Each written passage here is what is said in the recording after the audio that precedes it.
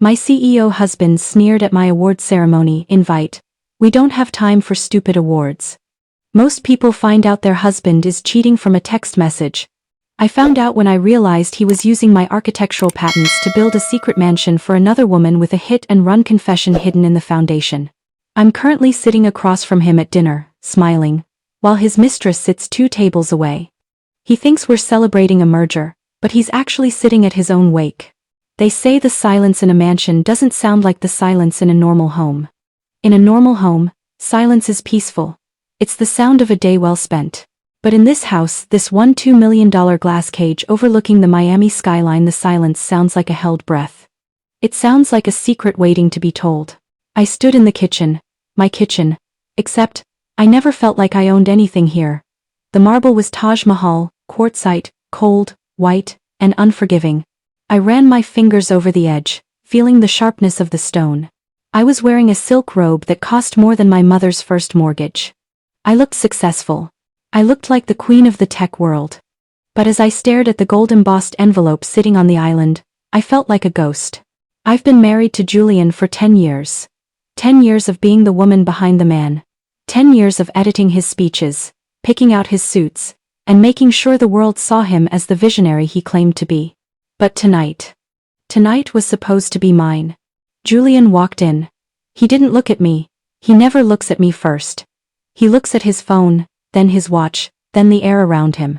It's as if he's checking to see if the world has reorganized itself to suit his needs while he was in the shower. Julian, I said. My voice felt small in the vastness of the room. He didn't answer. He was scrolling. His thumb moved with a mechanical rhythm. Flick. Flick. Flick. Julian, I said again, a bit firmer. He stopped. He didn't turn his head, just shifted his eyes toward me. That look. It's the look he gives a low-level employee who's interrupted a board meeting. It's a look designed to make you feel like an inconvenience. Alara. Is the coffee ready? The catering staff left it on the warmer. I replied. I picked up the envelope. My hand was shaking, just a little. I tucked it behind my back. I wanted to talk to you about tonight. He finally looked at me. He adjusted his glasses, those blue light filtering lenses that made his eyes look like 2 cold digital screens. Tonight? The Sterling merger dinner is tonight. I told you, I need you in the Navy Dior. It projects stability. Stability. That's all I was to him. A piece of branding. A prop to show the investors that he was a family man. I can't go to the Sterling dinner, Julian. The air in the room changed. It went from cold to freezing. He set his phone down on the marble with a deliberate clack. Repeat that. I have my own event tonight. I've told you about it every day for a month. It's the International Laureate for Sustainable Design, Julian. I won. I'm the first woman in 5 years to take the gold medal. I'm the keynote speaker. I held out the envelope. The gold foil caught the light. It was beautiful. It represented 3 years of working in the middle of the night while he slept. It represented the soul I had poured into my architecture while he was busy disrupting the market. Julian didn't take the envelope. He leaned back against the counter, crossing his arms. Alara, he sighed. It was that condescending sigh. The one that tells you he's about to explain reality to you. We've talked about this hobby of yours. It's cute, truly. It's great that you have something to keep you busy while I'm at the firm. A hobby. Julian, I have a master's from Yale. I have firms in Europe trying to headhunt me. This award is the highest honor in the industry. It's not a hobby. It's my career. He stepped forward, entering my personal space. He smelled like expensive sandalwood and ambition. Your career doesn't pay for this house, he said, his voice dropping to a low, dangerous register. Your career doesn't put us on the guest list for the governor's ball. I do that. My work matters. My time is worth $10,000 an hour. I don't have time for stupid awards for your little drawings. We don't have time for vanity projects. He reached out and flicked the gold envelope with his finger. Stay home. Get dressed. Be ready by 7. This Sterling deal is the biggest of my life. Don't ruin it over a piece of gold-plated plastic. I stood there for a long time. The envelope was still in my hand. He hadn't even opened it. If he had, he would have seen the guest list. He would have seen the names of the people who were coming to see me. But he didn't care. To him, I was just a ghost in a silk robe. I looked at the clock. 8:15 a.m. That was the moment, the exact second the woman I used to be, the loyal, supportive, quiet wife, died. I walked over to the trash can and hovered the envelope over it. Pause. No, not yet. I walked to his office. The sanctum, he called it. No one was allowed in here. Not even the cleaners. But I had the key. I'd always had the key. I sat in his leather chair. It was too big for me. Everything in his life was designed to make others feel small. I opened his laptop. I didn't need a password. I'd watched him type it 1,000 times. Predictable. I wasn't looking for an affair. Not yet. I was looking for the files on the Sterling merger. If he wanted me to be a prop for his success, I wanted to see what I was supporting. But I didn't find the merger papers. I found a folder hidden in the system library. It wasn't encrypted. Julian was too arrogant to think I'd ever look. The folder was titled, Exit Strategy. I clicked through the PDFs. My heart was pounding so hard I could feel it in my throat. Offshore accounts in the Cayman Islands. Shell companies registered in Delaware. And a legal document. A post-nuptial agreement. One I had never seen. One with my signature forged at the bottom. A document that stated if we divorced, I would receive a flat sum of $50,000 and waive all rights to his assets, including the house, the shares, and the trust. 50,000. 10 years of my life. 10 years of building his brand. 10 years of being his stability. He wasn't just belittling my career. He was preparing to erase me. And then, I saw the photos. They weren't hidden very well. Scans of receipts for jewelry, a Cartier necklace, a Tiffany bracelet, things I had never owned. Things I had never seen in my jewelry box. The name on the shipping labels wasn't mine. Sarah Jenkins. His junior vice president. The woman he called the daughter he never had when he hired her. The ambitious go-getter he praised at every dinner. I felt a coldness spread from my chest to my fingertips. You're sitting there listening to this, and you think you know what's coming. You think you know how much pain a person can take. But I'm telling you right now, loyalty is a choice, and so is betrayal. If you've ever been the person who gave everything only to be treated like nothing, you need to subscribe to this channel. Don't wait. Don't think. If you're the kind of person who would let a woman like me be destroyed without saying a word, then stay silent. Leave a comment below and tell me why you think I deserved it. Tell me why you side with the Julians of the world. Because what I did next, most people don't have the stomach for it. I closed the laptop. I didn't cry. There's a specific kind of anger that doesn't burn hot. It freezes. It turns your blood into ice water and your heart into a diamond. I looked at the gold-embossed envelope again. Stupid award. I whispered. I picked up my phone. I didn't call Julian. I called a number I hadn't dialed in 3 years. Marcus? I said when the line picked up. Alara? My God, is everything okay? Marcus was my father's old attorney, the man who managed the silent trust. I need to see the balance of the Ironwood Holdings account, I said. My voice was different now. The quiet wife was gone. Alara, you know the rules. That account stays dormant unless the CEO of the management firm. I am the owner of the management firm, Marcus, I interrupted.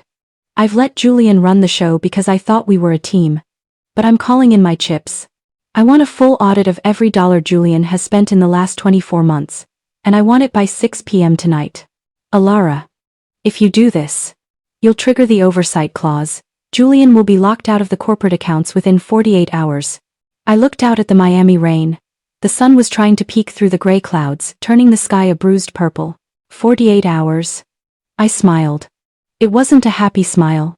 That's plenty of time. He has a dinner tonight. I want to make sure it's a meal he never forgets. I spent the rest of the morning in a trance. I didn't go to work. I didn't answer Julian's 3 texts asking if I'd picked up his dry cleaning. I went to my studio, the room in the back of the house he called my craft room. I pulled out the blueprints for the city center project. The one that came with the award. It was a $500 million development. Julian's firm, Vanguard Tech and Build, was on the verge of bankruptcy. I knew that because I'd seen the exit strategy folder. He needed the Sterling merger to survive. But more than that, he needed the city center contract. He'd been bragging to the press that he was the preferred developer. He didn't know that the selection committee was chaired by the woman he had just called a hobbyist. I picked up a red pen. I circled his company's name on the list of bidders. And then, I drew a single, thick line through it. That night, the rain stopped. The humidity stayed. I put on the navy Dior dress he wanted. I did my hair exactly the way he liked it. I looked like the perfect, obedient wife. But in my clutch purse, I wasn't carrying lipstick or a compact.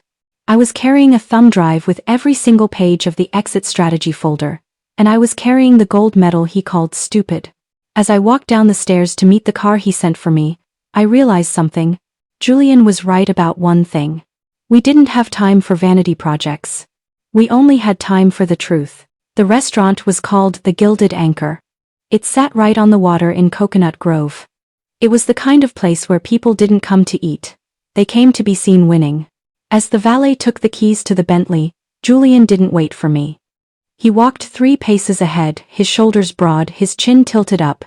He was wearing his victory suit, a charcoal 3-piece that cost more than a teacher's annual salary. I followed him. Every step in my Louboutins felt like a drumbeat. Thump. Thump. Thump. Remember, Julian whispered, leaning back slightly without looking at me as we approached the host's stand. Smile. Laugh at Sterling's jokes. If his wife talks about her charity work, act inspired. We need this signature tonight, Elara. Don't let your mood get in the way. My mood, Julian? You know what I mean. That sensitive artist act you were putting on this morning. Tuck it away. Be the woman I married. I felt a cold smile touch my lips. Oh, Julian. I'm going to be exactly the woman you married. The table was in the center of the room. Power always wants to be seen. Arthur Sterling was already there, a man who looked like he was carved out of old money and salt water. Beside him was his wife, Lydia, and Sarah Jenkins. There she was. Sarah was wearing a dress that was just a shade too red for a business dinner. She looked at me with a smile that didn't reach her eyes, the kind of smile a predator gives a wounded animal. Elara, you look lovely, Sarah said, her voice dripping with artificial sweetness. I was so sorry to hear you couldn't make your little architecture thing tonight. But I told Julian, a merger like this only happens once in a lifetime. Your projects, well, there's always next year, right? Julian pulled out my chair, but his eyes were on Sarah. Exactly what I told her, Sarah. Priorities. I sat down. I felt like I was watching a play from the front row, and I was the only one who knew the ending. So, Elara. Arthur Sterling boomed, swirling a glass of 1945 Bordeaux. Julian tells me you're quite the decorator. He says you've been helping out with the aesthetic of the new headquarters. I looked Arthur straight in the eye. Is that what he told you, Arthur? That I'm the decorator? Julian's hand tightened around his wineglass. Elara, actually, I continued, ignoring him. I'm an architect. I specialize in urban sustainability, but Julian prefers the term decorator. It makes him feel more substantial. The table went silent. You could hear the bubbles popping in the champagne. Lydia Sterling leaned forward, sensing the blood in the water. An architect? That's fascinating. I heard there was a massive award ceremony tonight for the international laureate. The winner is supposed to be announced as the lead for the new Miami City Center project, a $500 million contract. She looked at me, her eyes narrowing. Wait, wasn't the winner's name Elara? Julian let out a forced booming laugh. A coincidence, Lydia. My Elara is talented, but the city center. That's a project for the big boys. Vanguard Tech is actually the frontrunner for the construction side. That's why this merger with Arthur is so vital. He reached under the table and gripped my thigh. Hard. It wasn't a gesture of affection. It was a warning. Shut up, his grip said. Be the prop. I looked down at his hand, the hand that had signed tickets to Santorini for another woman, the hand that had forged my name on a post-nup. I didn't flinch. I just reached into my purse. You're right, Julian. I said, my voice echoing in the quiet of the restaurant. The city center is a project for the big boys. Or, in this case, a woman who knows how to build things that actually last. I pulled out the gold medal. I didn't set it down gently. I dropped it onto the center of the table. Clink. It hit the fine china like a gunshot. The gold caught the candlelight. The inscription was clear. Alara Vance Vaughn, gold medalist and lead architect. Arthur Sterling leaned in, his glasses sliding down his nose. My God. Alara. You're the laureate? Julian, you said she was just. You said she didn't have time for serious work. Julian's face went from pale to a deep, bruised purple. Arthur, there must be some misunderstanding. Alara, why would you bring that here? This is a business dinner. This is business, Julian.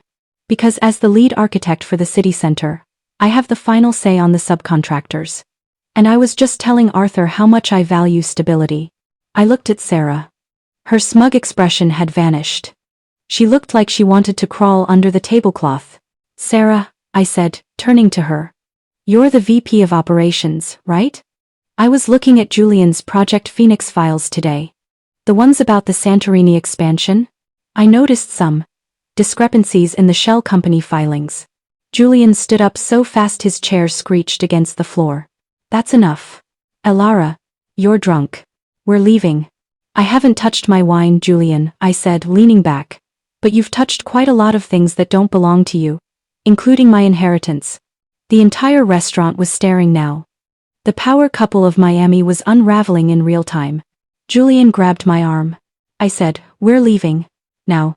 I didn't move. I looked at Arthur Sterling. Arthur, if I were you, I'd check the escrow accounts for the merger. Julian isn't looking for a partner. He's looking for a life raft. He's bled Vanguard dry and he's using your capital to fund his exit strategy. You're lying. Julian screamed. The mask was completely gone now. The visionary CEO was replaced by a cornered, panicked animal. Am I? I pulled the thumb drive from my purse and slid it across the table toward Arthur. The passwords are the same as his laptop. He's not very creative when it comes to security. Arthur took the drive. His face was a mask of stone. Julian looked at the drive, then at me, then at the silent, judging eyes of the elite Miami crowd. He realized, in that moment, that he hadn't just lost a merger. He had lost the room. And in this city the room is everything. I walked out of the restaurant alone. I didn't wait for the car. I wanted to feel the humid air on my skin. 10 minutes later, I heard the roar of the Ferrari. It screeched to a halt beside me on the dark road. Julian jumped out, his tie undone, his face contorted with a rage I had never seen. You bitch, he hissed, stalking toward me. You just cost me $500 million. You destroyed 10 years of work in 10 minutes. Do you have any idea what I'm going to do to you? That post-nup, you're going to be on the street. You'll be begging for a job drawing dog houses. I stopped walking. I turned to face him. The ocean was crashing behind me, a dark, rhythmic beast. The post-nup is fake, Julian. I know you forged it. And I know about the Caymans. And I know about Sarah. He laughed, a jagged, ugly sound. So what? You think a judge is going to care? I have the best lawyers money can buy. By the time I'm done with you, you'll be the one in debt. You don't have money, Julian, I said softly. You have my money. And as of 4 o'clock today, I've revoked your access to the Ironwood Trust. He froze. What? The firm. The house. The cars. They aren't yours, Julian. They never were. You were just the manager. And today, you're fired. He stepped toward me, his hand raised as if to strike. But he stopped. Because behind me, 3 black SUVs pulled up. It wasn't the police. It was my security team. The one my father had put in place 20 years ago. The one Julian didn't even know existed. Go home, Julian, I said, my voice as cold as the marble in our kitchen. Oh, wait. You can't. The locks were changed 20 minutes ago. I sat in the back of the SUV, watching Julian's silhouette shrink in the rearview mirror. He was standing on the side of the road, a disgraced king in a charcoal suit, screaming at the taillights of a car he no longer owned. You'd think I'd feel a rush of adrenaline, a surge of triumph. But as the city lights blurred past, all I felt was a hollow, aching emptiness. 10 years, 3,650 days of my life. I hadn't just been married to a man. I'd been married to a ghost. An idea of a person that never actually existed. I pulled out my phone. My hands were finally shaking. I opened the hidden gallery, the one the private investigator had sent me 3 days ago. There they were. Dozens of photos. Julian and Sarah. They weren't just business partners. They were a parody of a family. One photo was from 6 months ago, a weekend when Julian told me he was at a tech summit in Austin. The photo showed them in a park in Savannah, Georgia. Sarah was laughing, her head thrown back, and Julian was looking at her with a warmth he hadn't shown me in half a decade. He was holding a child. A little boy. Maybe 3 years old. The boy had Julian's eyes. That same piercing, icy blue. That was the moment the floor truly fell out from under me. It wasn't just the money. It wasn't just the Project Phoenix shell companies. He had an entire life. A secret son that he revolved around while I was left in the dark, cold and forgotten. I scrolled through the metadata of the photos. They had a house. A little cottage in the suburbs of North Carolina. Paid for by Phoenix Holdings. My money had bought the roof over his mistress's head. My inheritance had paid for the toys in that little boy's sandbox. I remembered all the times I'd apologized for being too busy with my designs. All the times I'd felt guilty for not being a better wife because I was exhausted from work. I had been subsidizing my own replacement. I didn't go back to the mansion. Not yet. I had one more stop to make tonight. Sarah lived in a high-rise in Brickell, a glass tower that Julian's firm had built 5 years ago. He'd given her the penthouse as a performance bonus. I didn't call. I didn't knock. I used the master keycard I'd taken from Julian's office weeks ago. The apartment was decorated in shades of beige and gold. It looked like a showroom. It lacked the soul of a real home, just like the man who paid for it. Sarah was standing by the floor-to-ceiling window, a glass of white wine in her hand. She turned, expecting Julian. When she saw me, the glass slipped from her fingers. Crashes on the tile. Elara? Her voice was thin. Brittle. What are you doing here? Where's Julian? Julian is currently standing on the side of the Rickenbacker Causeway, I said, walking into the room. I didn't stop until I was inches from her. I think he's waiting for a ride. Though, I wouldn't recommend picking him up. He's unemployed. Sarah tried to regain her composure. She straightened her back, the junior VP mask sliding back into place. I don't know what you've done, Elara, but Julian will fix it. He always does. You're just a temporary setback. Is that what he told you in Savannah? I asked. She flinched. The color drained from her face, leaving her looking old. Gray. I know about the boy, Sarah. I know about the house in Raleigh. And I know about Project Phoenix.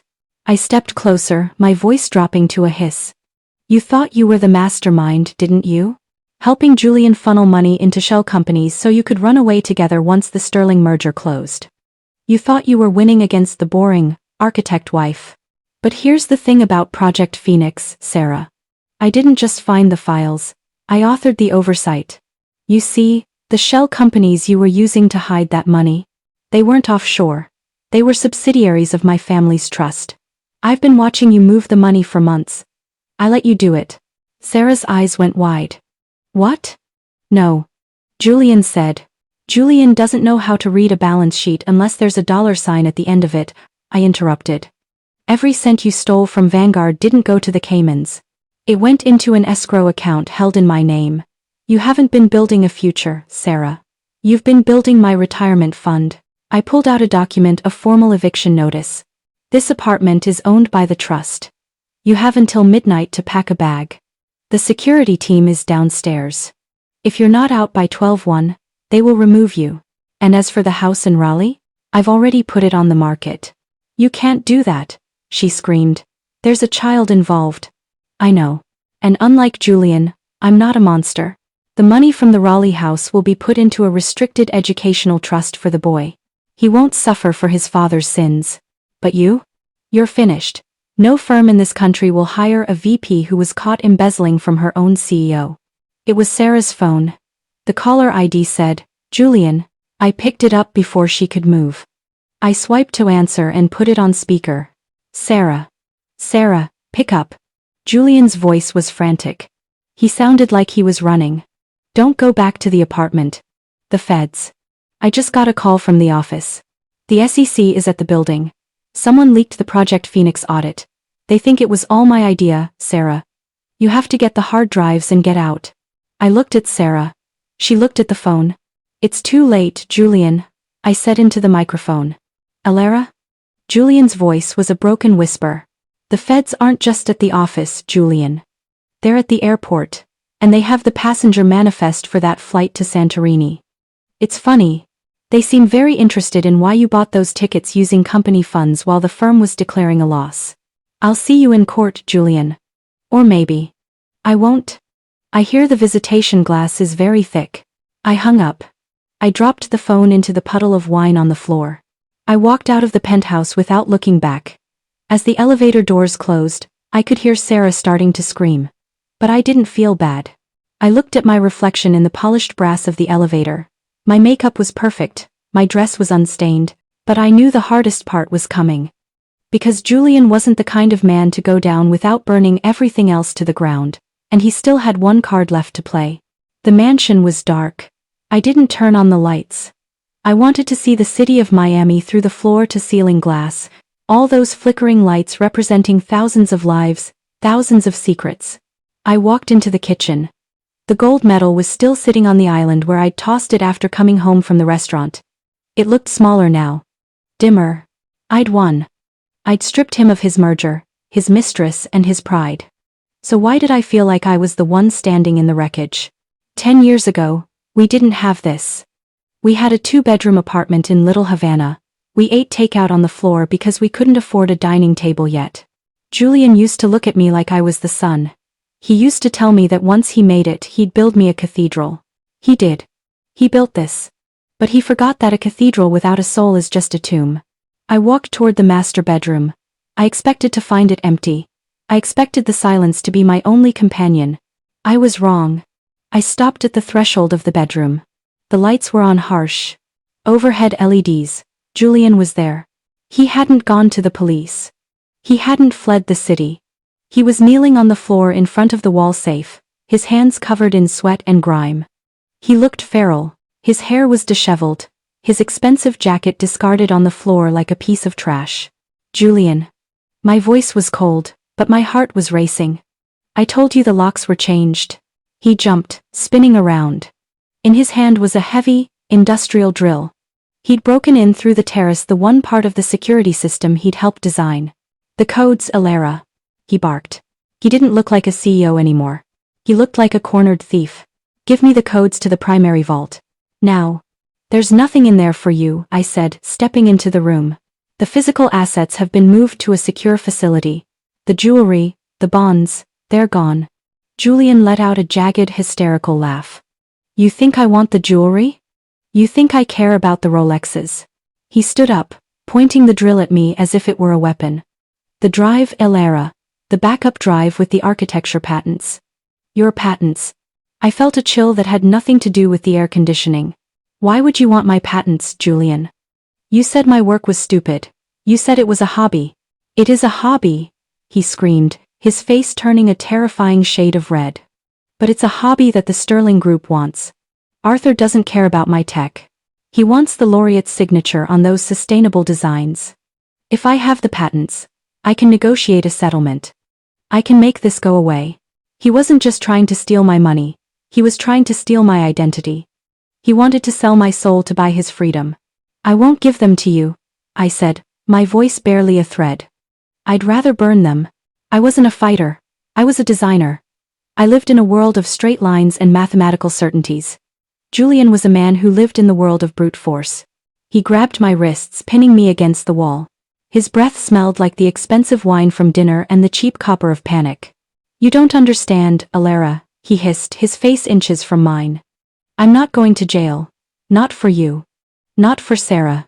Not for anyone. Give me the drive, or I swear to God, I'll tell the feds you were the one who signed off on the Phoenix transfers. I have your signatures, remember? Forged or not. It'll take years in court to prove otherwise. Do you want to spend your laureate year in a deposition room?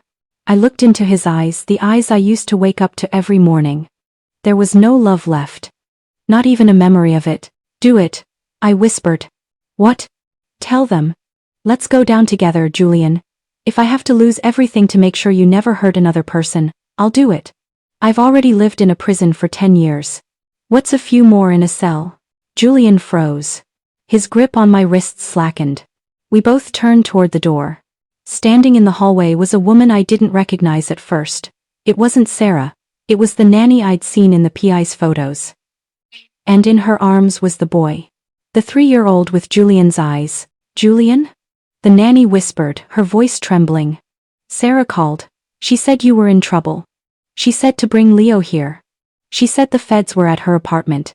The silence that followed was the loudest thing I've ever heard. Julian looked at me. Then he looked at his son. The secret life he'd built was no longer a folder on a hard drive. It was a shivering child in a hallway, caught in the crossfire of a war he didn't understand. The anger I'd been fueling all night, the ice-cold vengeance, it didn't melt. It shattered. I looked at the boy. Leo. He was wearing pajamas with little spaceships on them. He was clutching a stuffed bear.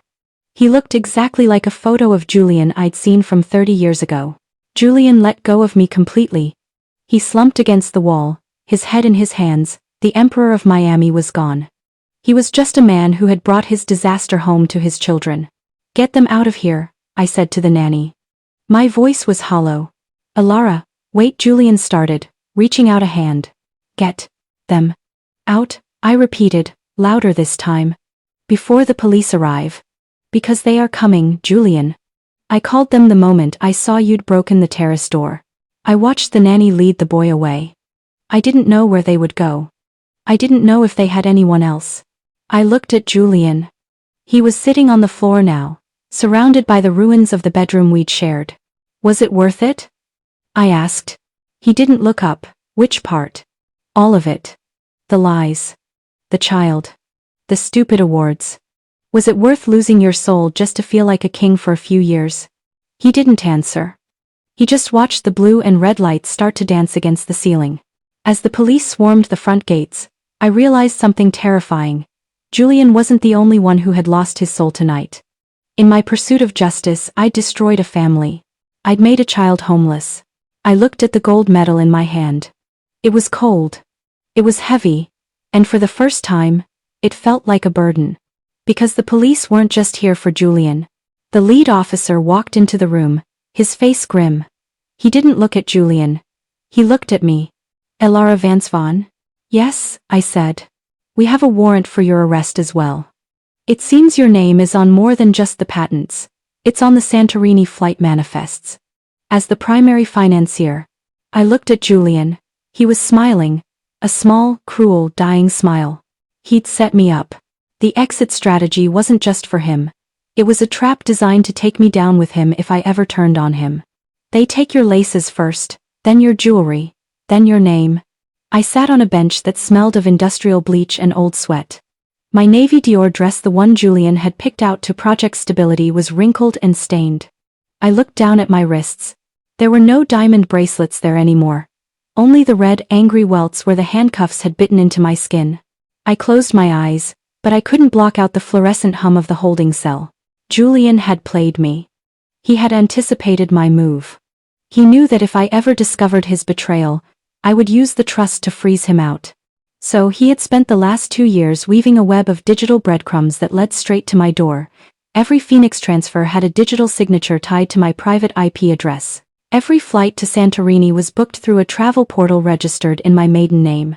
He didn't just want to cheat on me. He wanted to be me. He wanted to wear my reputation like a cloak while he burned the world down. Mrs. Vaughn. Or do you prefer Miss Vance? The detective was a woman named Miller. She had tired eyes and a suit that didn't fit right. She tossed a thick folder onto the metal table between us. I prefer architect, I said, my voice raspy. Architects usually build things, Alara. They don't usually fund international money laundering schemes for their husbands' mistresses. She leaned in, her shadows stretching across the table. The SEC has been tracking Julian for 18 months, but every time they followed the money, it ended at an account you controlled. Explain that. He had my passwords. He had my life. I was a silent partner because I trusted him. Trust is a hell of a drug, Miller sighed. But it's not a legal defense. We have emails, Alara. Sent from your account, authorizing the transfer of $12 million from the Ironwood Trust to a shell company in Cyprus. On the same day you supposedly won that award. I felt the walls closing in. The evidence was perfect. Julian was a master of architecture too, but he built prisons, not homes. But as Detective Miller turned the page in the file, I saw a glimpse of a document I recognized. It was a log of the server pings for Vanguard Tech and Build. That was his mistake. Detective, I said, leaning forward. Check the timestamp on that Cyprus authorization. 4:12 p.m., she read. At 4:12 p.m. on that Tuesday, I wasn't at a computer. I was at the Miami Museum of Modern Art, giving a walkthrough to the board of directors. There were 40 witnesses, and more importantly, the museum has a high-security Faraday cage in the wing where we were standing. No signal gets in or out. My phone was dead, my laptop was at home. Miller paused. She tapped her pen against the folder. Then who sent it? The same person who forgot that I'm not just an architect. I'm a structural engineer, and I know how to look for the load-bearing lies. I was allowed one phone call. I didn't call Julian. I didn't even call my father's attorney. I called a girl named Maya.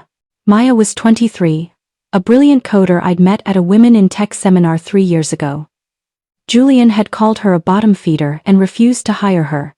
I had hired her anyway, out of my own pocket, to build the encryption for my architectural patents. Maya, I said when she picked up. It's time. Alara? Oh my God, I saw the news. They're saying, I don't care what they're saying. Listen to me. Go to the Vault project. The one we labeled the Foundation. There's a ghost log. I need the biometric data from the morning of the 14th. Alara, if I pull that, I'm breaking the company firewalls.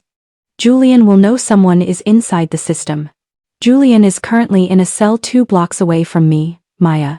He's not watching the firewalls, he's watching his life disappear. Get me the proof that he used a deepfake voice modulator to authorize the bank transfers, and Maya, look for the Gilded Anchor file. While I waited for Maya to call back, I sat in the dark. I started to piece it together.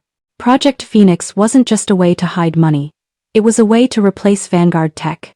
Julian knew the tech bubble was bursting. He knew the Sterling merger was a sham. He wasn't trying to save the company.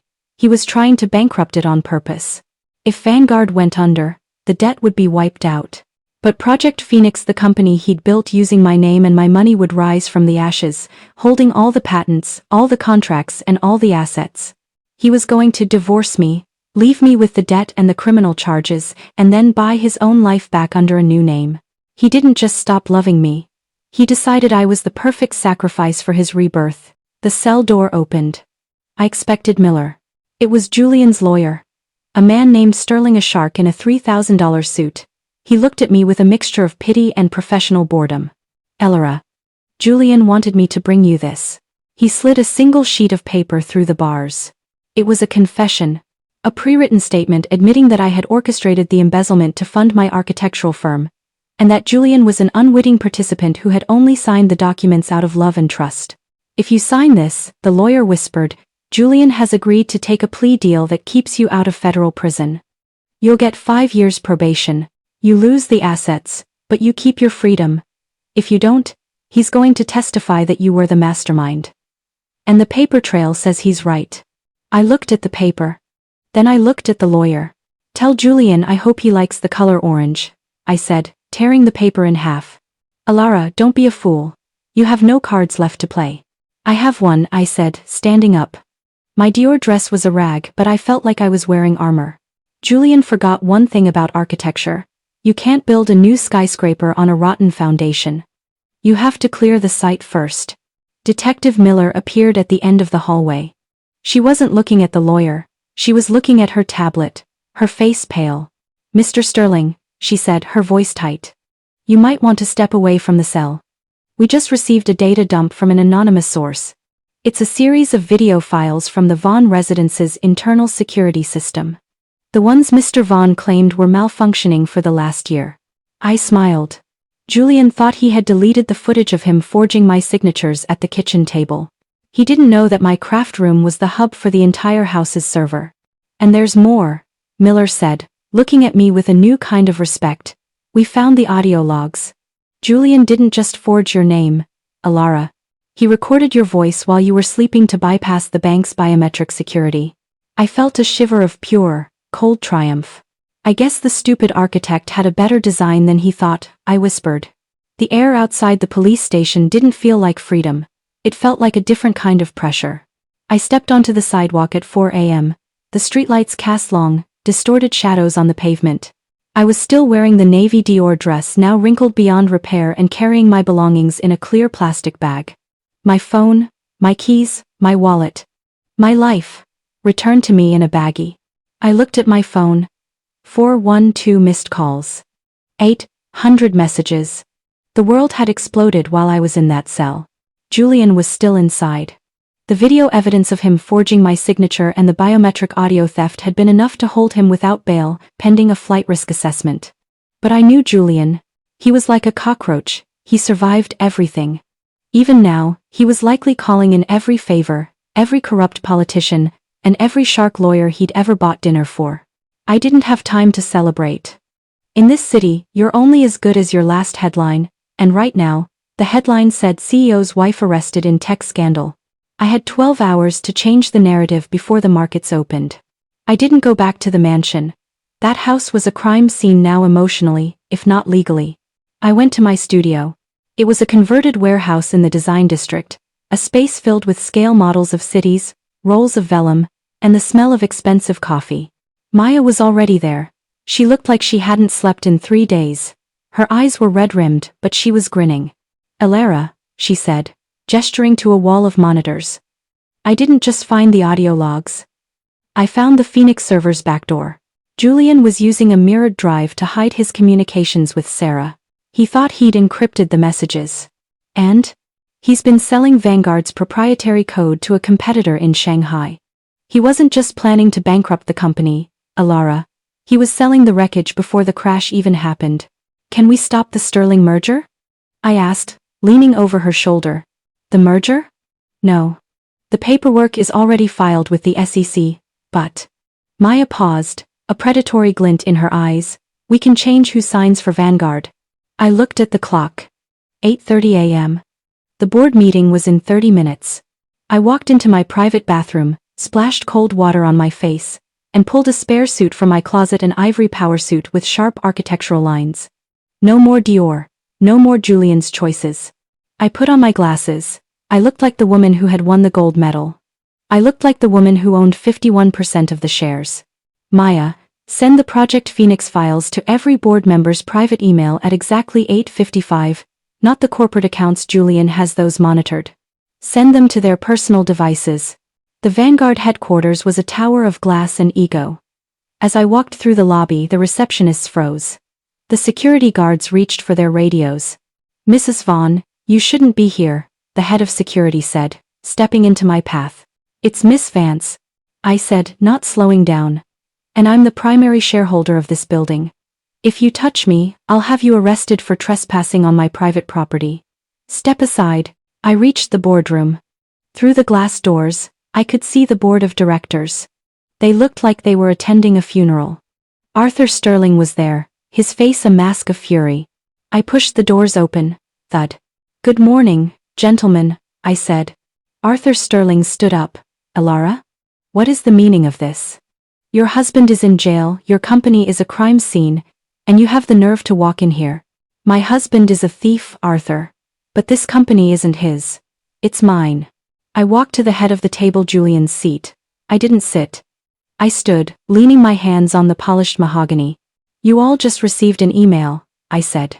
One by one, they looked at their phones. I watched their faces turn from confusion to horror.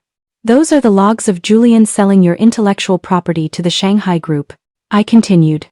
"He was going to let the Sterling merger go through, take Arthur's capital, and then vanish with Project Phoenix, leaving you all to face the federal investigations."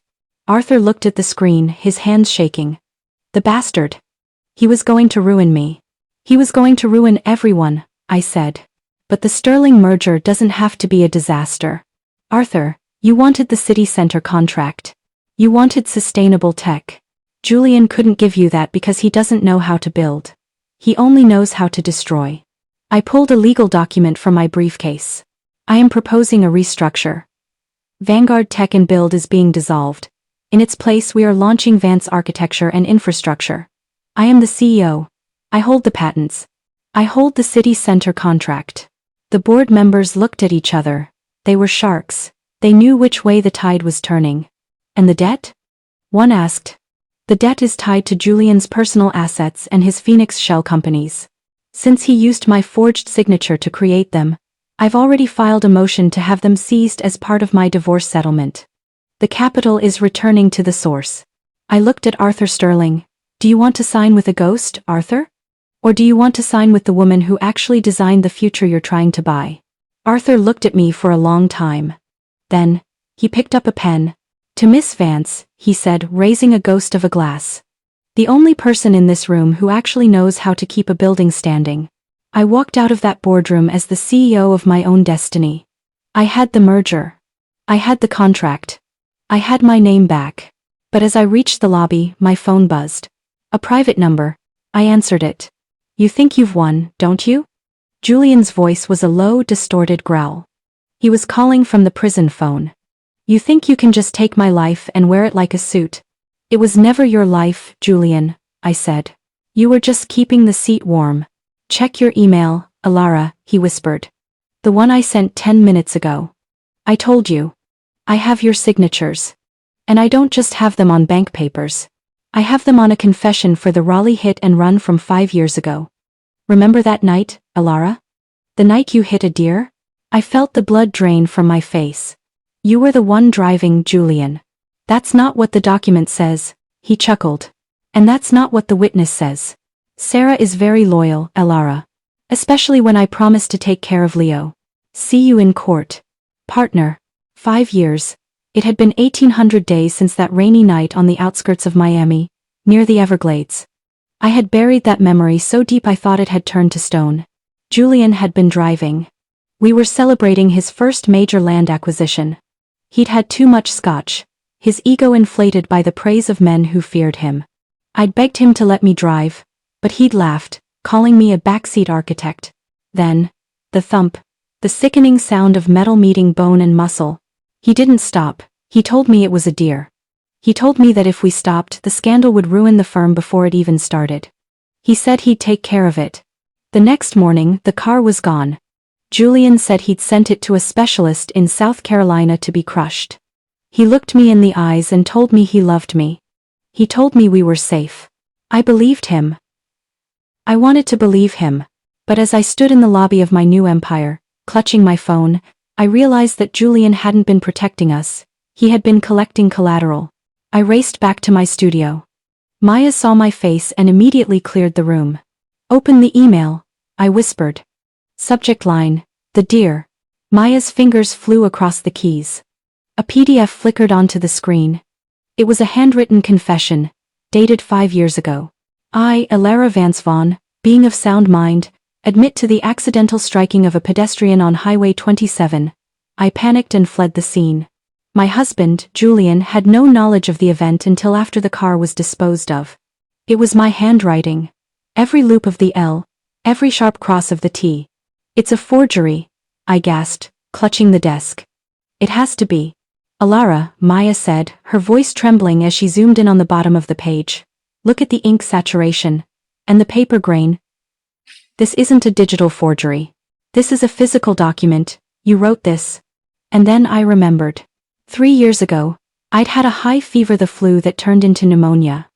I'd been delirious for days.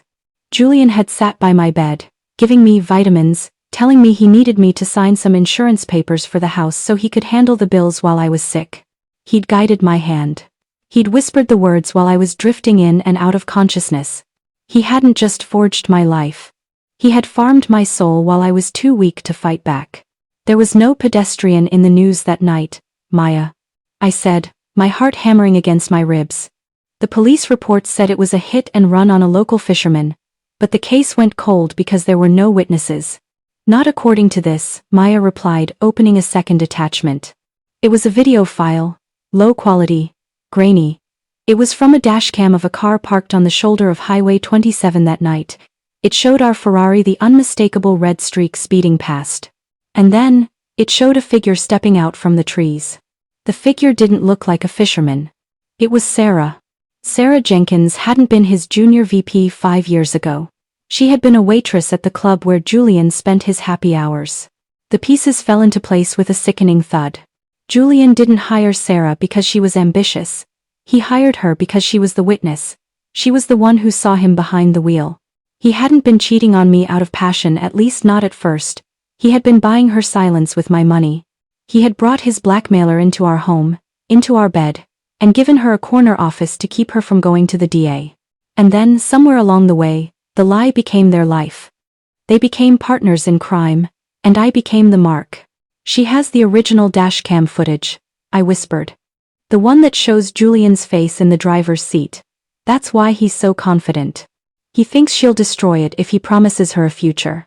But he has my confession to keep the heat off himself. Where is she, Maya?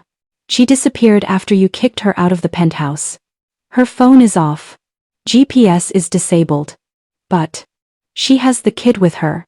Leo. A 3-year-old can't disappear. I said, grabbing my coat. Check the private airfields. Julian's exit strategy folder had a tail number for a Gulfstream. See if it's filed a flight plan. I drove through Miami like a woman possessed. The city was waking up, the sun hitting the skyscrapers, turning them into gold pillars. It was beautiful, and I hated it. Every building I saw was a lie. I headed for Opa-locka Executive Airport. If Julian was calling from prison, he was directing his remaining loyalists to get Sarah and the boy out of the country. Once they were in a non-extradition zone, he'd release my confession, and I'd be traded for his freedom. I saw the plane. A sleek, white bird with silver trim.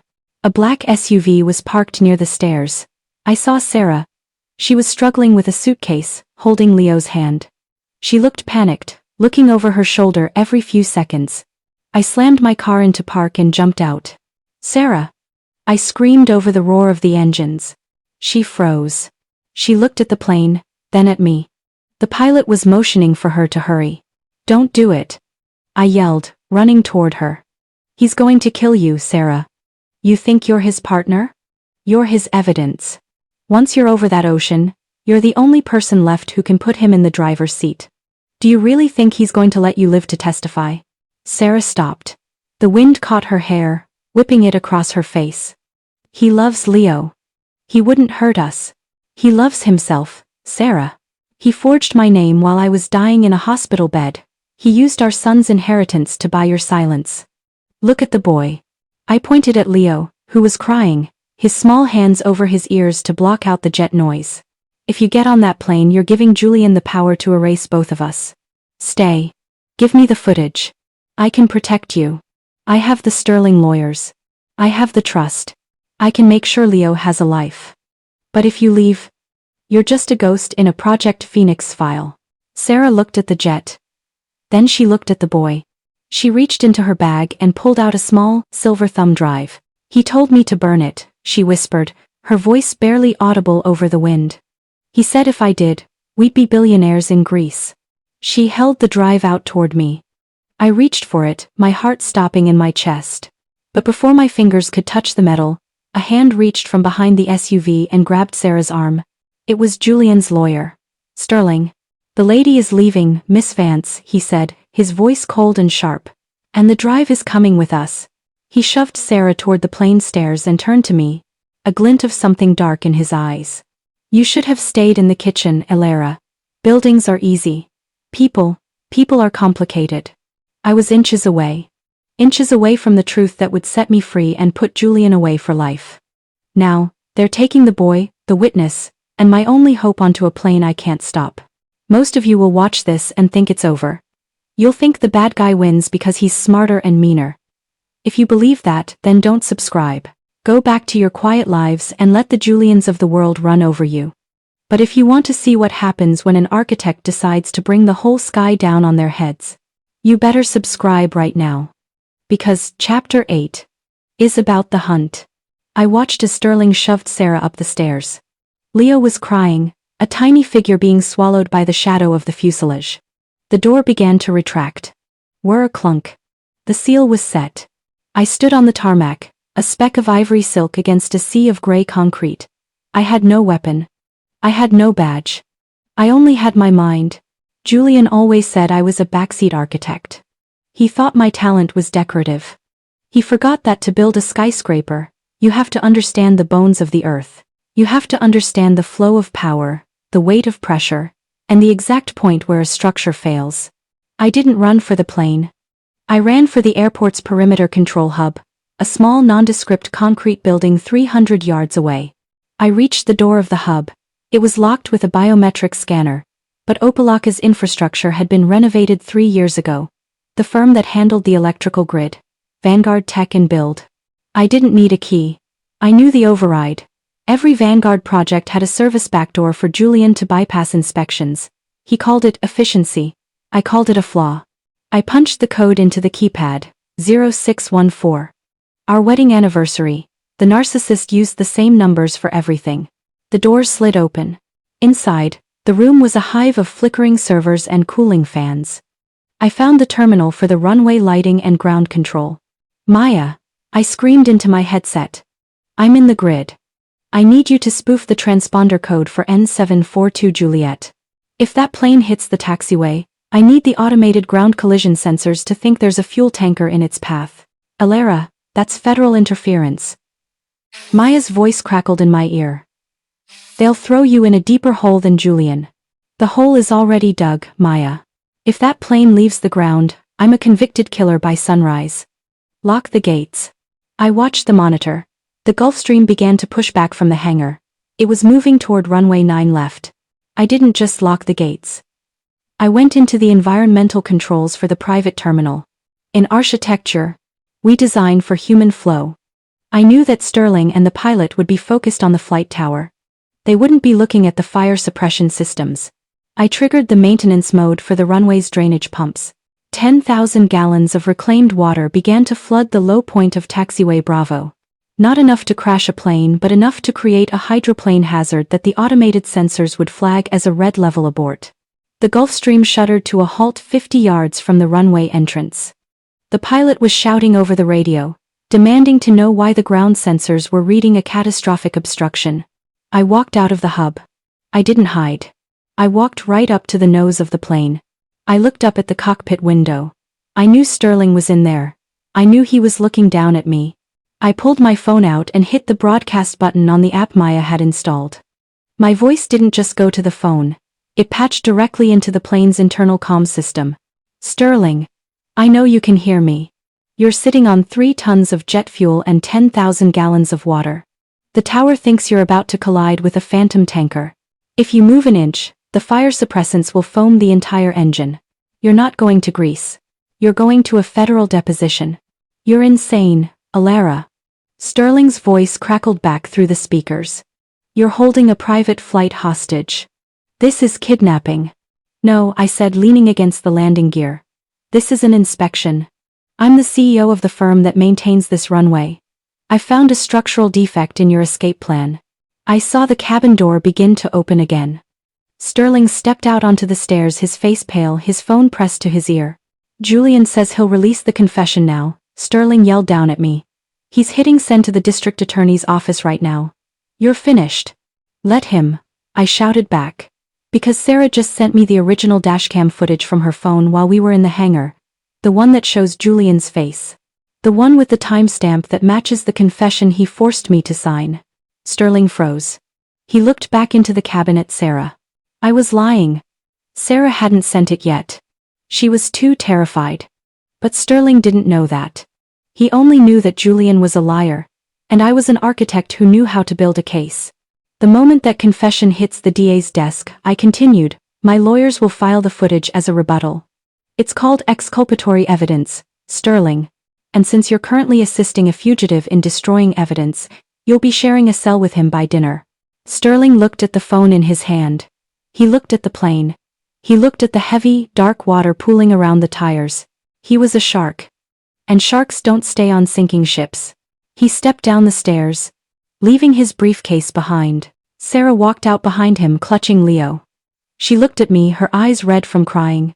She didn't say a word. She just walked toward me and handed me the silver thumb drive. The real one. I felt the weight of it in my palm. It was lighter than a pen, but it weighed more than the mansion, the firm, and the gold medal combined. Is it over? Sarah whispered.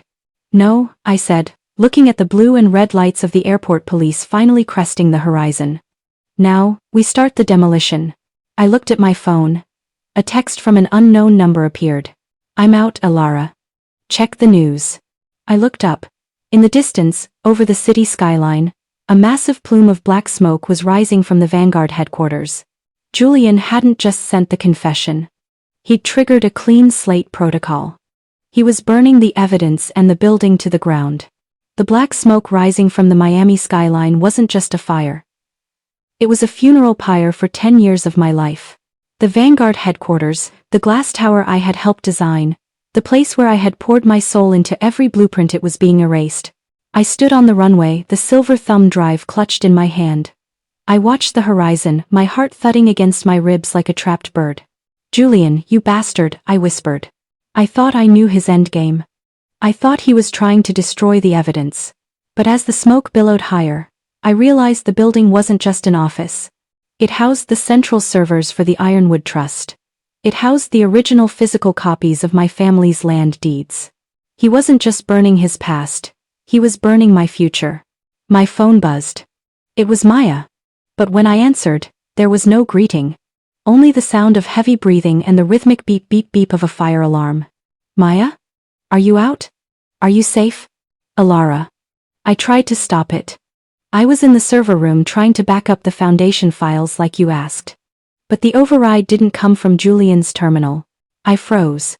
My blood felt like it had turned to slush. What do you mean? Who else has the override codes? It came from an external encrypted line, Maya whispered. A line registered to Alara. It's registered to your father's law firm. To Marcus. Marcus. My father's oldest friend. The man who had held my hand at the funeral. The man who had managed the Ironwood Trust since I was a child. The man who had told me to stay quiet, to be the supportive wife. He's in on it, I said, the words tasting like ash in my mouth. He wasn't protecting my inheritance. He was helping Julian bleed it dry. The fire didn't start in the records room, Alara, Maya continued, her voice gaining strength. It started in the basement, in the structural support beams. Thermite charges. Whoever did this didn't want a fire. They wanted a collapse. A controlled demolition. An architect's nightmare. Julian didn't have the technical knowledge to bring down a skyscraper. But Marcus. Marcus knew the structural weaknesses of every building the trust owned. He had the blueprints. He had the access. I didn't wait for the police at the airport. I shoved Sarah and Leo into the back of my car. Stay down, I commanded. I drove toward the heart of the city, toward the fire. But I wasn't going to the headquarters. I was going to the Brickell law offices of Sterling, Marcus, and Finch. I realized it now. Julian wasn't the mastermind. He was the distraction. He was the loud, arrogant frontman that Marcus had used to funnel billions out of my family's estate. Marcus had known about Sarah. He'd known about the hit and run. He'd probably been the one to suggest the forged confession. They weren't rivals. They were partners. And I was the stupid architect who was supposed to be the fall girl for both of them. I reached the law office. The building was quiet, the staff long gone as the city focused on the disaster 10 blocks away. I bypassed the security desk and went straight to the penthouse. Marcus was sitting behind his mahogany desk, watching the news. The reflection of the burning Vanguard tower danced in his silver hair. He looked peaceful. You're late, Alara, he said, not turning around. I expected you 20 minutes ago. I assume you have the drive from the airport? You killed my father, I said. It wasn't a question. It was a realization that hit me with the force of a tidal wave. Marcus turned his chair around. He smiled the same kind, grandfatherly smile he'd used when he told me he'd take care of everything after the accident. Your father was a sentimental man, Alara. He wanted to build parks, he wanted to build libraries. He didn't understand that land in Miami isn't for people. It's for profit. Julian understood that. Julian was greedy, yes. But greed is easy to manage. Sentimentalism is a disease. You used Julian to bankrupt me. And now you're burning the evidence of the theft. I'm saving you, Alara, Marcus said, standing up and walking toward me. The fire will be blamed on Julian's mental break after his arrest. All the forged papers, all the embezzlement. It all burns with the building. You'll be the grieving widow of a disgraced mogul. You'll keep the insurance money. You'll be free. And what do you get, Marcus? I get the land. Once the building is gone, the trust defaults to the manager. That's me. I'll build something much more lucrative on that site. You forgot one thing, Marcus, I said, stepping closer to him. I held up the silver thumb drive. The footage? Marcus chuckled. Julian told me about that. It's a shame it's going to be lost in the fire when I accidentally drop it into the incinerator. No, I said, a cold smile spreading across my face. Not the footage. Sarah didn't just give me the dashcam video. I clicked a button on my phone, and the large monitor in Marcus's office flickered to life. It wasn't a video of a car. It was an audio recording. I don't care if she's pregnant, Marcus. If Alara finds out about the Raleigh account, we're both dead. Just set the charges. I'll handle the police. It was Julian's voice. And Marcus's response. The thermite is already in place, Julian. Just make sure the girl is at the ceremony so she has an alibi. We need her clean so she can collect the insurance. Marcus's face went from calm to a ghostly, translucent white. Where did you get that? He whispered. Julian didn't trust you either, Marcus, I said. He recorded every meeting you ever had in that sanctum office. And he backed it up to Sarah's cloud. He wasn't planning to run away with her. He was planning to blackmail you. I looked out at the burning tower. The building is gone, Marcus. But the voice of the man you hired to destroy me? It's currently being uploaded to a live stream with 5 million viewers. The air in the penthouse office felt thin, as if the fire 10 blocks away was sucking the oxygen right out of the room. Marcus stared at the monitor, his eyes darting across the audio wavelengths of his own betrayal. The man who had spent 40 years crafting an image of old money integrity was watching his mask melt in real time. You think a digital recording is enough to stop me? Marcus hissed, his voice losing its polished edge. I have the judges on retainer, Alara. I have the district attorney's re-election fund in my pocket. That recording will be labeled a deepfake before the sun comes up. I didn't blink. I didn't move. I stood there like one of the load-bearing pillars I had designed, immovable and cold. It's not just a recording, Marcus, I said, my voice a whisper that cut through his panic. While you were watching the building burn, Maya was redirecting the cloud server's outbound traffic. It's not just on a live stream, it's being sent, packet by packet, to the Internal Affairs Division of the DOJ. And I'm not using a public line. I'm using the encrypted legal portal you set up for the firm. Marcus lunged for the desk, reaching for his phone, but I was faster. I picked up the heavy crystal decanter from his sideboard and slammed it down onto the glass desk. He froze, his hands inches from the receiver. Sit down, Uncle Marcus, I said. We're going to have a meeting about the new development project. The one you're going to fund. What do you want? He snarled. I want the Ironwood Trust dissolved. Every acre of land, every shell company, every offshore cent returned to a new entity. The Leo Vance Foundation. It will be an irrevocable trust for the victims of corporate negligence. And you're going to sign the transfer papers tonight. I'll never do it. That's billions, Alara. You'd destroy the legacy of this city for a few orphans and a mistress's brat. I checked my watch. In exactly 6 minutes, the Vanguard Tower's central core will give way. When it does, the seismic sensors in this district will trigger an automatic lockdown of all financial firms to prevent data theft during a disaster. If those papers aren't signed and notarized by then, the accounts will be frozen for a federal audit. You'll never touch that money again. Neither will Julian. I pulled a tablet from my bag. On the screen was the transfer deed Maya had drafted. Sign it. Use your biometric key, I commanded. Marcus looked at the screen, then at the burning horizon. He was a gambler, and he was trying to calculate the odds. He thought he could sign it now and fight it in court later. He thought he could claim duress. If you're thinking about duress, Marcus, remember the audio. You didn't just plan a fire. You planned a murder. The DOJ doesn't care about a stressed lawyer when they have a confession to domestic terrorism. There, Marcus spat, shoving the tablet back at me. It's done. Now get out. And take your recording with you. Not quite, I said, my heart pounding with a rhythm of pure, dark justice. There's one more thing. You're going to call the news stations. You're going to tell them that Julian Vaughn went rogue, and that you discovered his plan to burn the building too late. You're going to confess to your negligence in failing to stop him. You'll be a hero for 5 minutes, Marcus. A man who tried his best but was deceived. Why would I do that? Because, I leaned in, whispering into his ear, if you don't, I'll release the second half of the recording. The part where you talk about how my father had to die because he wouldn't let you sell the Everglades wetlands to the sugar refineries.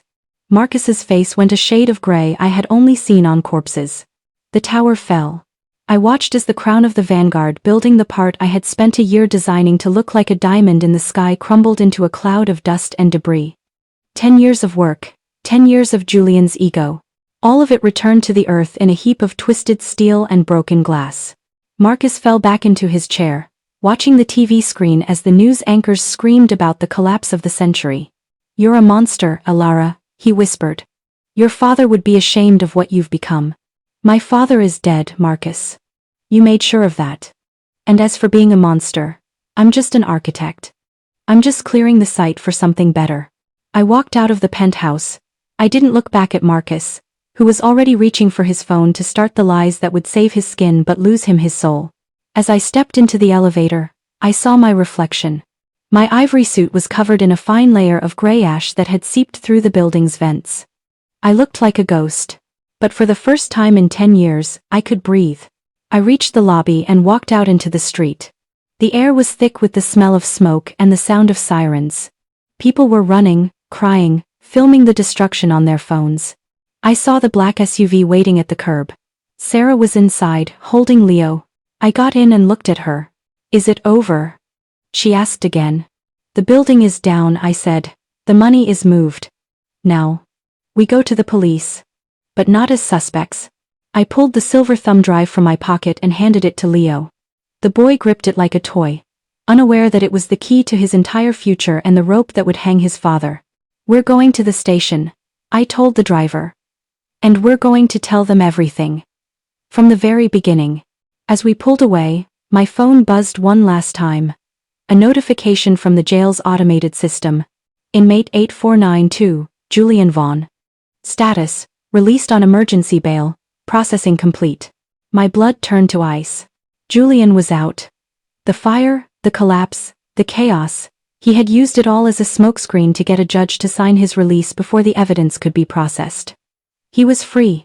And he knew exactly where I was going. I didn't go to the police station. Not yet. There was one place Julian would know I'd go, and one place he wouldn't dare follow unless he was truly ready to end it all. The Woodlawn Cemetery. I stood before a simple granite headstone.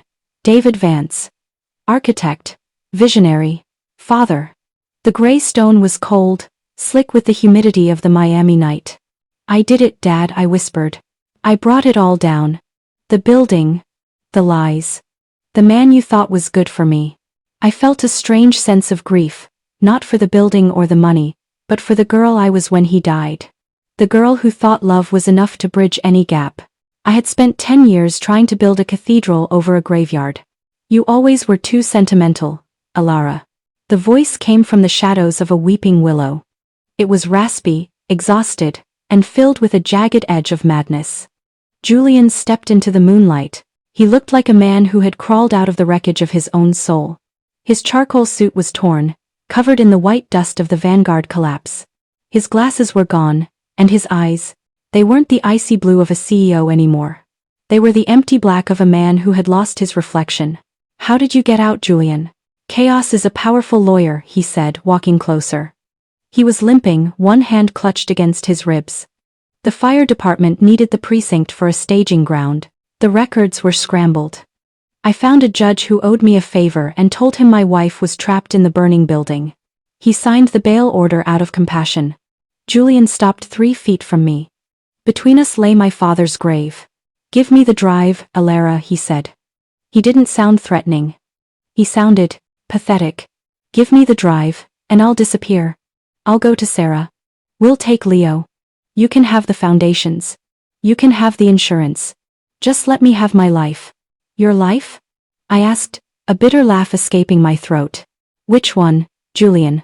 The one where you're a CEO? The one where you're a father? Or the one where you're a murderer? Julian flinched as if I'd struck him. It was an accident. The night with the fisherman. I didn't mean to hit him. I'm not talking about the fisherman, Julian. I stepped across the grave, closing the gap. I looked him directly in those hollow eyes. I'm talking about my father. Marcus confessed. He told me the brakes on my father's car didn't just fail. He said you were the one who worked on the engine that morning. He said you were the one who suggested the mountain road. Julian's face didn't crumble. It hardened. The mask didn't fall off, it fused into something monstrous. He was going to cut me off, Elora. He found out I was skimming from the first development. He was going to make you divorce me. He was going to take away everything I had built. He was going to save me from you. I screamed. I did it for us. Julian stepped forward, his hand snapping out to grab my throat. I didn't move. I felt his cold, dusty fingers tighten. I killed him so we could be kings. I built that tower as a monument to what we could be. And you small-minded, stupid girl. You threw it into the dirt for a sense of justice? I looked down at his hand on my throat. Then I looked at the headstone. You're right about one thing, Julian, I whispered, despite the pressure on my windpipe. I am an architect. And I know that every structure has a fail-safe. I raised my left hand. I wasn't holding the silver thumb drive. I was holding my phone. The screen was lit up. Call active. 911. The police aren't just at the office, Julian. I choked out. They've been listening to every word you just said. The GPS on this phone has been broadcasting our location since I entered the gates. Julian let go of my throat as if I had turned into fire. He backed away, stumbling over the low stone border of a neighboring plot. No, he gasped. No, I can fix this. I can. You can't build your way out of this one, Julian, I said, my voice returning to its steady, architectural calm. There are no more shell companies. There are no more forged signatures. There's just you. In a graveyard, admitting to the murder of the man who gave you everything. The police swarmed the clearing. Flashlights cut through the dark like white lasers. Drop to your knees. Hands behind your head, the officers shouted. Julian looked at the lights, then at me. For a second, I thought he would run. I thought he would try to vanish into the woods. But he just stood there, looking at the headstone of the man he'd killed. He fell to his knees, not out of guilt, out of gravity. The weight of 10 years of lies finally became too heavy for even him to carry. I stood alone by the grave. The blue and red lights faded as the cars drove away, leaving me in the moonlight once again. I reached down and touched the granite of my father's headstone. It's over, Dad, I whispered. The sight is clear. But as I turned to leave, I saw something on the ground where Julian had been kneeling. A small, crumpled piece of paper. I picked it up. It was a photo. Not of me, not of Sarah. It was a photo of the Vanguard Tower as it was being built. And on the back, in my father's handwriting, were the words, "To Julian, build something that makes her proud." I realized then that the betrayal wasn't just a crime. It was a tragedy. My father had loved him. He had trusted him with his daughter's life. And then my phone buzzed, a message from Maya. "Elora, stop. Don't go to the station." I just looked at the second half of the Phoenix Files. Marcus wasn't the one who suggested the mountain road. It was someone else. Someone we haven't talked about yet. I sat in the front seat of my car, the interior illuminated only by the ghostly glow of my phone screen. Julian was in handcuffs. Marcus was being intercepted at his office. I should have felt like the architect who had successfully completed a demolition. I should have been breathing the air of a new life. Instead, I felt like the ground was liquefying beneath me. I looked at the message from Maya again. It was someone else. My mind raced back through the years. My mother had died when I was 12. A sudden illness, they said. A weak heart. I remembered the funeral, the way my father had looked like a hollowed-out tree, and the way she had stood by his side, whispering words of comfort. "Maya," I said, my voice trembling as I called her back. "Who is it? Who was on the encrypted line with Marcus 5 years ago? Who suggested the mountain road?" "Elora." "I had to run the voice signature through a forensic filter 3 times, Maya whispered. Voice cracks. I didn't want to believe it. But the frequency matches the archival recordings of the Trust's board meetings from 20 years ago. It's not a man, Elora." My heart stopped. The air in the car turned to ice. "It's Lydia Sterling." Lydia. Arthur Sterling's wife. My father's childhood friend, The woman who had hosted every one of my birthday parties. The woman who had been helping me pick out my mourning clothes after my father died. Lydia isn't just Arthur's wife, Maya continued, her words coming fast now. She's the majority shareholder of the bank that holds the Ironwood Trust's primary debt. If Julian failed and the building collapsed, she was the one who stood to buy the land for pennies on the dollar. Marcus was her puppet. Julian was her tool. And your father was her obstacle. She didn't just want the money. She wanted the bloodline, I whispered. I remembered the dinner at the Gilded Anchor just hours ago. Lydia leaning forward, sensing the blood in the water. She hadn't been surprised by my gold medal. She had been evaluating it. She was seeing if I was a threat or an asset. I screamed, throwing myself toward the passenger seat. A heavy, dark SUV had pulled up beside me in the cemetery parking lot, and a man in a tactical mask was reaching through the broken window. The drive, he growled. Give us the drive, or you don't leave this graveyard. I kicked out, my heel catching him in the chest. I didn't think. I shifted the car into reverse and slammed the accelerator. I wasn't just being chased by Julian's ghosts. I was being hunted by the real power in Miami. Lydia Sterling didn't use forged signatures. She used professional cleaners.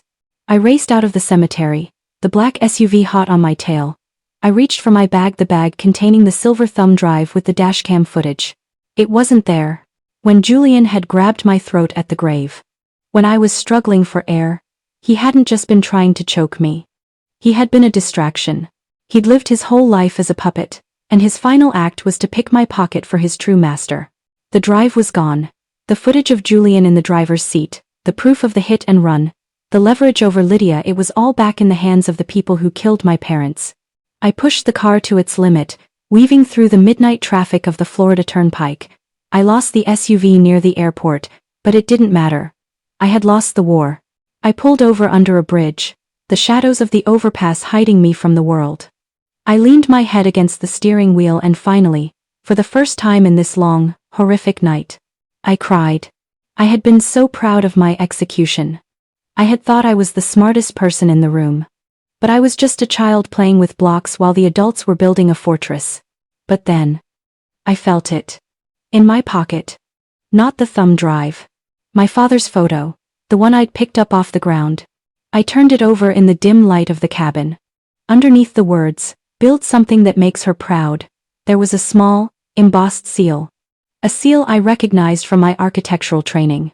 It was a topographical coordinate for a site in the Everglades, a site my father had never mentioned. My father wasn't just a sentimental man, he was a master of his craft. And he knew that if you can't trust the people above ground, you build your secrets below it. You think you've won, Lydia? I whispered, wiping the tears from my face. My eyes were no longer red. They were stone. You think you can take my evidence and erase my past? I looked at the coordinates. I don't need a thumb drive to destroy you. I just need to find what my father buried. I started the car. I didn't head for the police. I headed for the swamp. But as I pulled onto the road, a news bulletin flashed on the radio. Breaking news. A massive explosion has occurred at the county jail. Multiple casualties reported. Among the missing is high-profile inmate Julian Vaughn. The Everglades at night is a world that doesn't want to be found. It's a place of black water and sawgrass, where the humidity feels like a physical weight against your chest. I drove until the road simply gave up, ending at an old, rusted gate that bore the faded crest of the Vance architecture firm. I stepped out of the car. The air smelled of sulfur and wet earth. My ivory suit was ruined, streaked with mud and gray ash, but I didn't care. I followed the coordinates on the back of my father's photo, my phone's flashlight cutting a weak path through the thick, hanging moss. "What did you build out here, Dad?" I whispered. Voice cracks. What was worth dying for? I found it beneath a canopy of ancient cypress trees. It looked like a simple utility shed, but when I cleared the vines from the door, I found a keypad identical to the one in the airport hub. 0614. The anniversary. The date that was a celebration for me, but a deadline for them. Hiss. The door didn't swing. It retracted into the ground. A set of concrete stairs led down into the cool, dry darkness. As I descended, motion sensor lights flickered on warm, recessed LEDs that bathed the room in a soft glow. This wasn't a bunker. It was an archive. A masterpiece of subterranean engineering. The walls were lined with physical blueprints, preserved in airtight glass casings, but in the center of the room sat a single, sleek terminal. And on top of it, a physical leather-bound journal. I opened it. My father's handwriting, neat and precise, filled the pages. If you are reading this, Alara, then the structure has failed. I knew Marcus was compromised. I knew Lydia was hungry. I couldn't stop them from the outside, so I built a black box. Every transaction, every forged deed, every conversation I recorded in the shadows of the Sterling estate, it's all here. I sat at the terminal. I didn't need a password. My father had used a biometric scanner not for a thumbprint but for a retinal scan.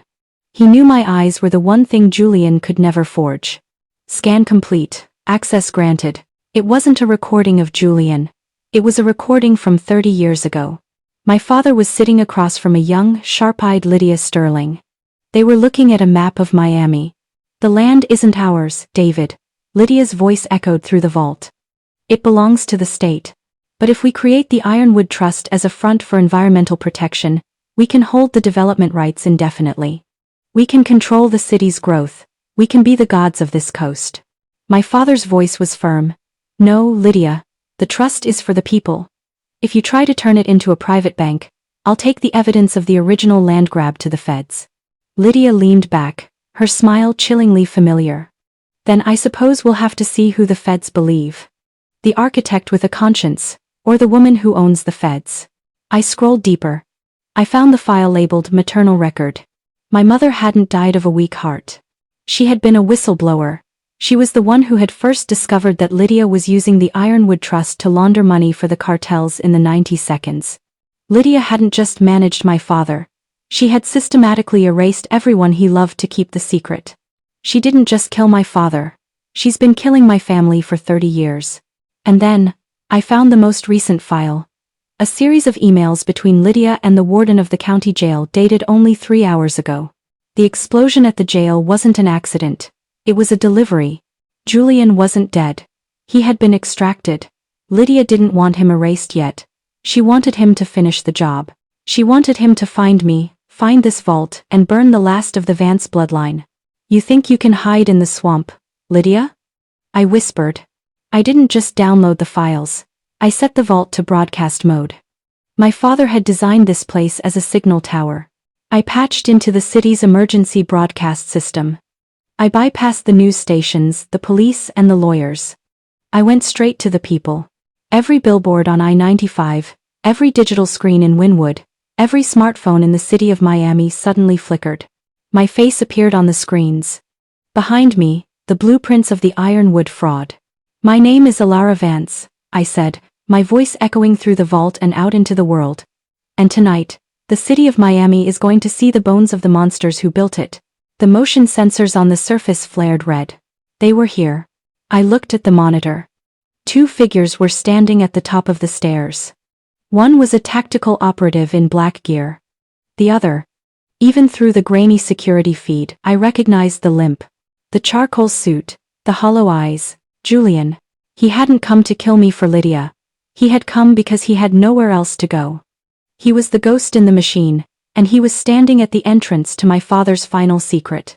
I stood up, clutching the leather-bound journal to my chest. I didn't reach for a weapon. I reached for the self-destruct override for the vault server. Welcome home, Julian, I whispered. I hope you're ready to see what's beneath the foundation. The vault felt smaller now. It wasn't an archive anymore. It was a sarcophagus. I stood at the central terminal, my fingers hovering over the purge command. Above me, the heavy hydraulic door groaned as it was forced open from the outside. Julian didn't rush in. He descended the stairs one step at a time, his shadow stretching across the floor like a black stain. He was holding a suppressed pistol, but his hand was shaking. The man who had tried to build an empire on lies was vibrating with the frequency of a dying machine. I knew you'd find it, Julian rasped. He looked at the walls of blueprints, the evidence of 30 years of Sterling crimes. Your father always was better at hiding things than I was at finding them. He didn't hide them from me, Julian, I said, my voice as steady as the stone around us. He hid them from you. Julian stopped at the base of the stairs. The tactical operative stayed in the shadows above Lydia's insurance policy. Lydia wants the drive, Alara. She says if I bring it to her, she'll give me the coordinates for a new life. A boat in the Keys. A clean slate. A clean slate? Julian, look at you. You're covered in the dust of the building you destroyed. You're bleeding from a jailbreak she engineered to frame you for a domestic terror attack. You aren't going to the Keys. You're going to the bottom of the ocean the moment you hand over that data. Julian's eyes flickered to the ceiling. He knew I was right. He had always known. He was just too cowardly to admit he was a disposable asset. It doesn't matter, he whispered. If I don't give it to her, she kills Leo. She has the boy, Alara. She took him from the safe house.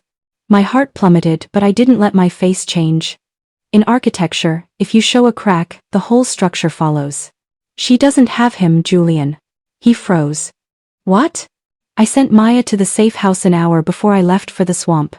Leo isn't with Lydia. He's with the one person she can't touch. Arthur Sterling's sister, the one who hates Lydia more than I do. The one who has been waiting 20 years for a reason to sue for the bank's chairmanship. You're lying, he hissed.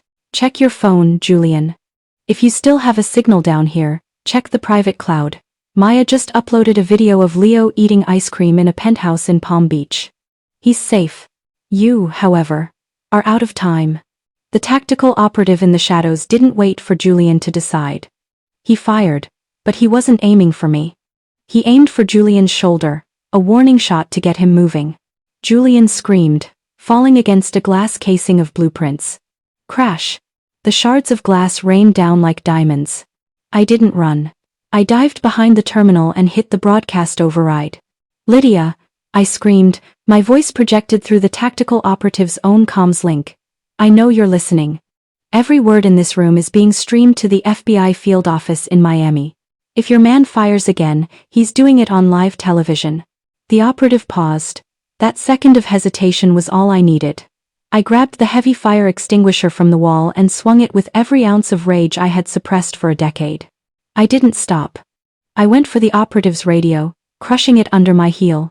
I turned to Julian, who was clutching his bleeding shoulder, the pistol lying uselessly in the glass shards.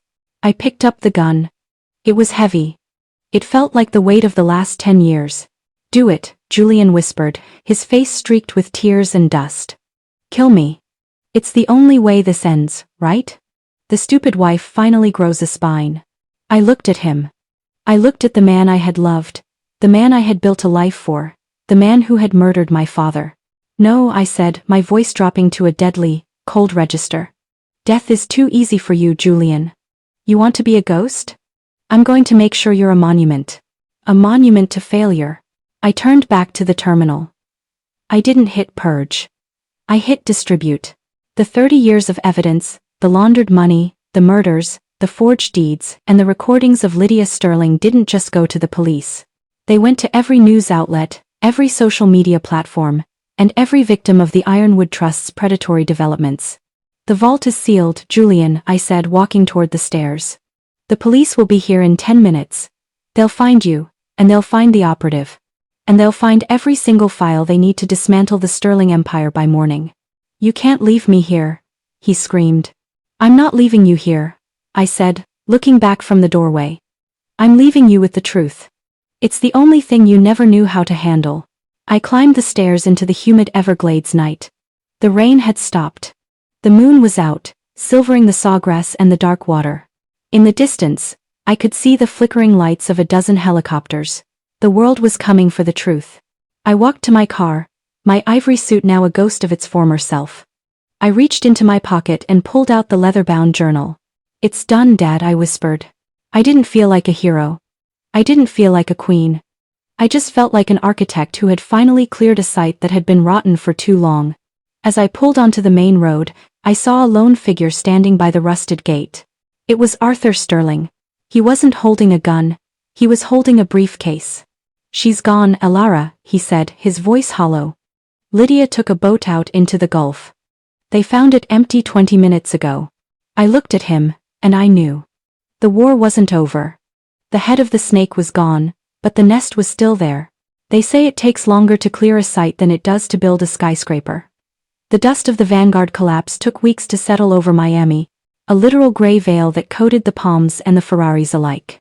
But the metaphorical dust? That might never settle. I sat on the deck of a small, wooden beach house in Key Biscayne.